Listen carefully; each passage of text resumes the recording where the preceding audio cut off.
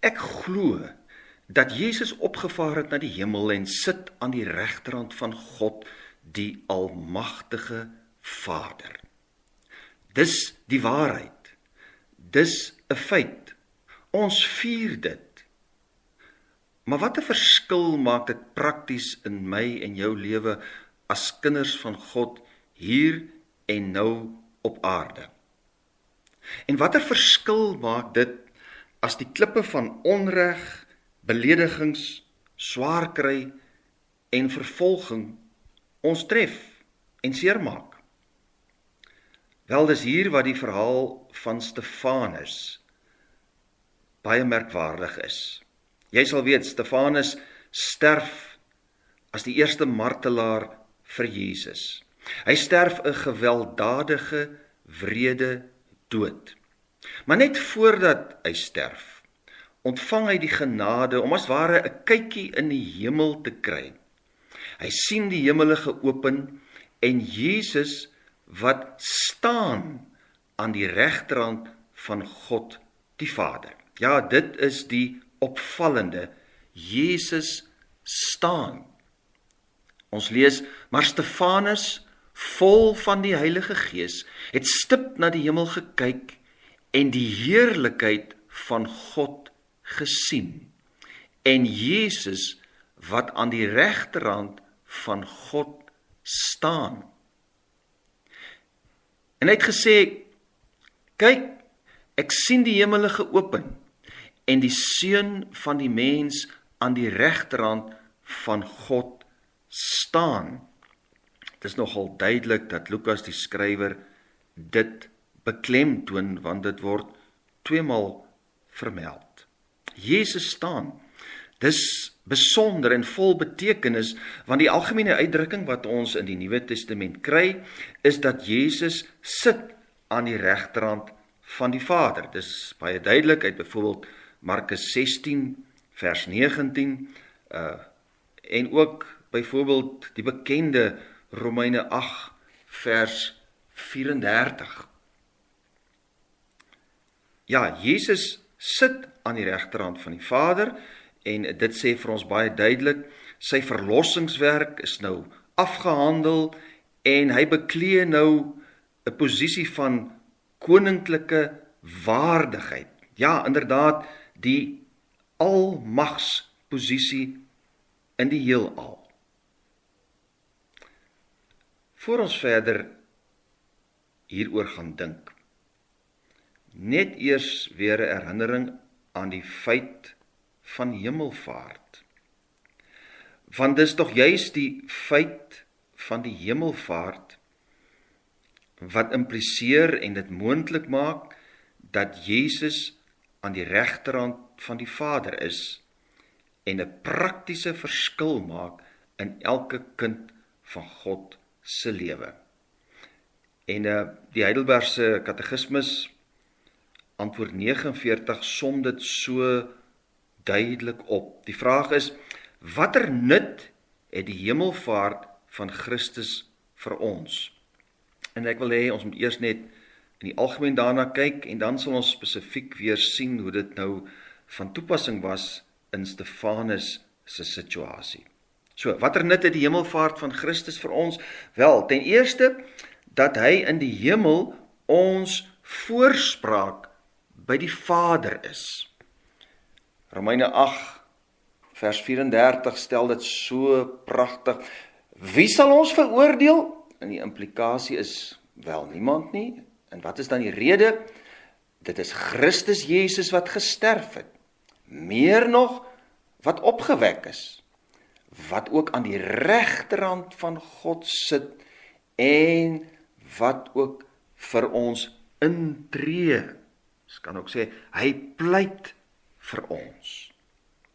Tweede nut, dat ons menslike natuur in die hemel as 'n betroubare waarborg het, dat hy as die hoof ook ons, sy lede na hom toe sal neem.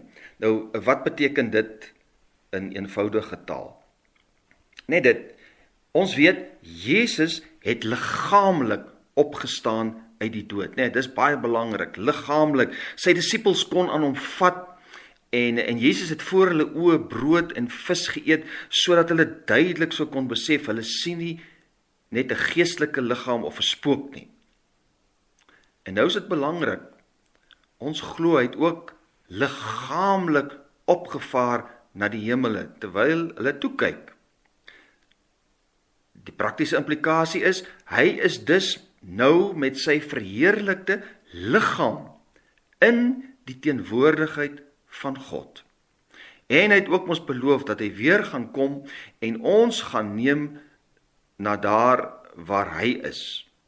So, die implikasie is verbuisterend heerlik. Die feit dat Jesus liggaamlik by die Vader is vir ons 'n waarborg en 'n bewys en 'n vooruitsig dat ons ook met ons nuwe opstandingsliggame, as ons by die wederkoms gaan opstaan, liggaamlik, as volmaakte mense met liggame, in die heerlikheid by God gaan wees. Nuut gemaakte mense in ewige heerlikheid. En natuurlik, dit loop hand aan hand met die asemrowende, verbuisterende feit van die nuwe hemel en die nuwe aarde, die skepping wat fisies nuut gaan word. En hierdie heerlikheid word vir ons gewaarborg deur Jesus se liggaamlike hemelvaart. En daarom is die hemelvaart ook rede vir 'n feestelike vreugde, juis in 'n tyd wanneer die wêreld so stikkend is en vasgevang is in paniek en angs en onreg en ellende, en ons beleef dit naby ons, tussen ons, by ons, maar ook verder as ons na die nuus kyk. Ja, Jesus se hemelvaart, my geliefde broer en suster, onderstreep en beklemtoon vir sy mense ewige sekuriteit. Dis nie net 'n mooi droom of 'n wens nie, dis 'n konkrete, realistiese werklikheid gegrond op die historiese feit van die hemelvaart. Halleluja! 'n derde nut, dat hy sy gees as waarborg na ons toe stuur, deur wie se krag ons soek na wat daar bo is, waar Christus is, en aan die regterhand van God sit, en nie na wat op die aarde is nie. Die Heilige Gees het inderdaad gekom, hy is deur Jesus gestuur, en hy maak 'n verskil in ons. En waarna ons nou gaan kyk is ook, dat hierdie waarhede 'n praktiese verskil gemaak het vir die sterwende Stefanus. En jy so ook, is dit waarhede dan wat vir ons troos en bemoedig, elkeen van ons wat aan Jesus behoort en sy getuie is. En daarom ook by wyse van spreuke in hierdie wêreld, ja, mens kan sê daagliks met klippe gegooi word. Soos beloof voor sy hemelvaart, het Jesus inderdaad ons nou die Heilige Gees uitgestort. En daarom is dit opmerklik dat ons ook lees in vers 55, maar Stefanus, vol van die Heilige Gees. Ja, waarom het Stefanus soveel getuieniskrag gehad? Waar kom sy vrymoedigheid, sy vreeslose dapperheid en wysheid vandaan? Gaan lees maar sy toespraak in die eerste deel van Handelinge 7. Die antwoord is, die Heilige Gees is in hom. En onthou, die Heilige Gees word pertinent ook in Handelinge 16 vers 7, die Gees van Jesus genoem. Ja, Jesus is na sy hemelvaart nie ver deur eenkant en afwesig van sy mense nie. Hy woon in ons. Hy woon in elke kind van God. En dit is duidelik uit Stefanus se optrede. Baie opmerklik is Stefanus sy optrede is 'n nabootsing van Jesus se optrede toe hy self onregverdig aan die kruis gesterf het. Ons lees in vers 60, Stefanus het op sy knieë geval en met 'n harde stem uitgeroep, Here, reken hulle hierdie sonde nie toe nie.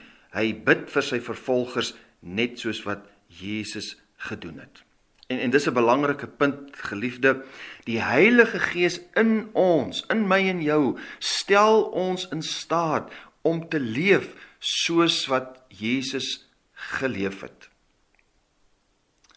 Stefanus deins nie terug vir die martelaarskap en die dood nie. Hy het 'n vaste vertroue. Hy weet daar wag vir hom 'n heerlike bestemming.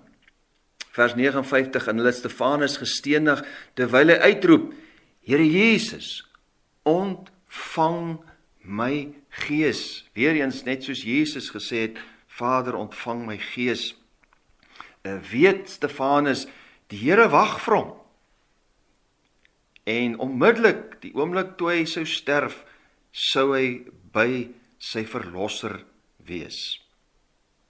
Natuurlik, omdat Jesus liggaamlik opgevaar het, sou Stefanus ook geweet het, dat hierdie einste liggaam van hom, wat nou wreed deur klippe vermink word, weer in heerlikheid sal opstaan, en volmaak sal wees in die teenwoordigheid van Jesus, by die opstandingsdag. Kom net weer by die staan.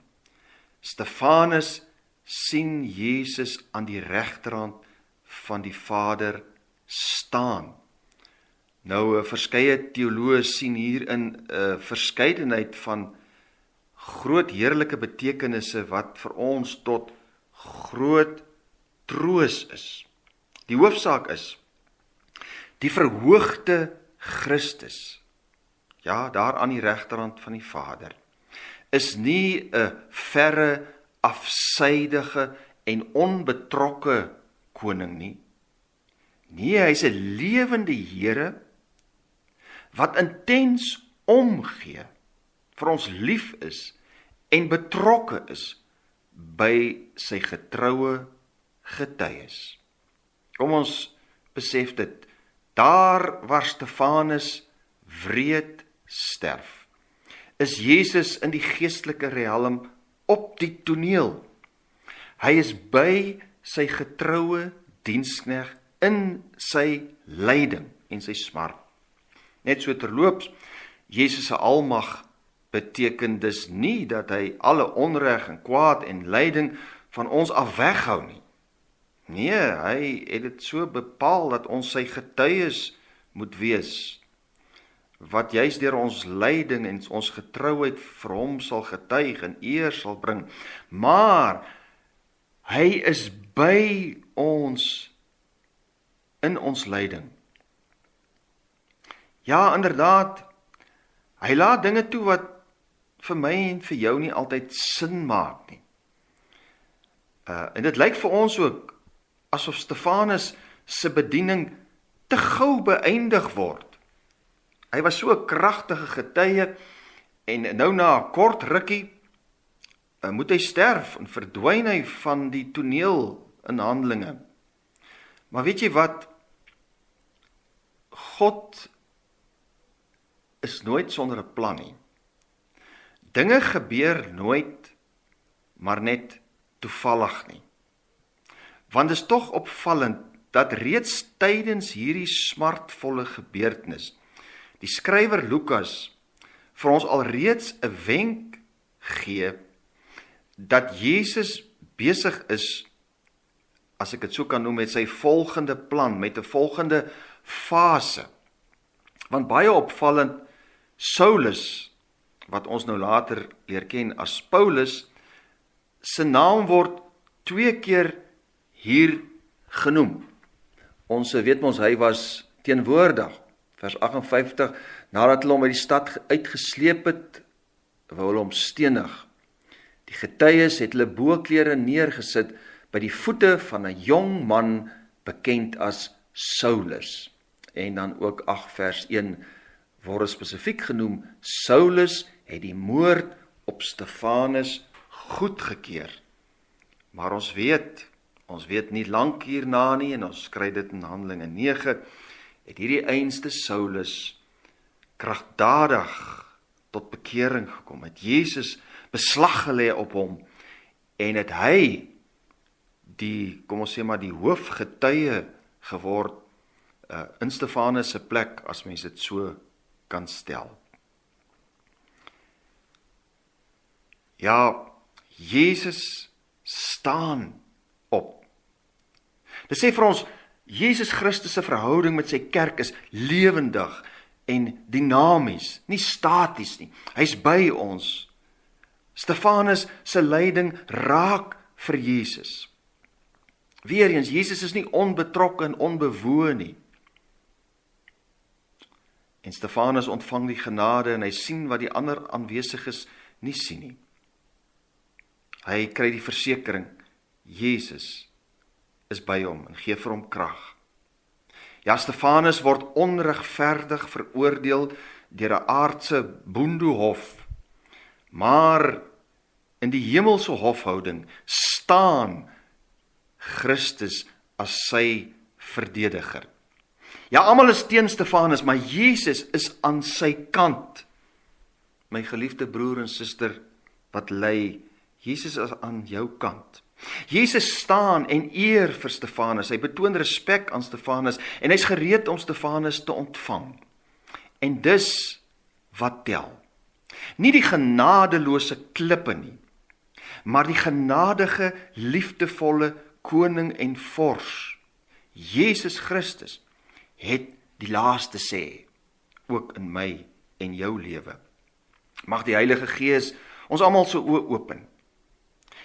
Vir die heerlike feit, die opgestane verhoogde Jesus is in beheer, en hy het alle mag in hemel en op aarde.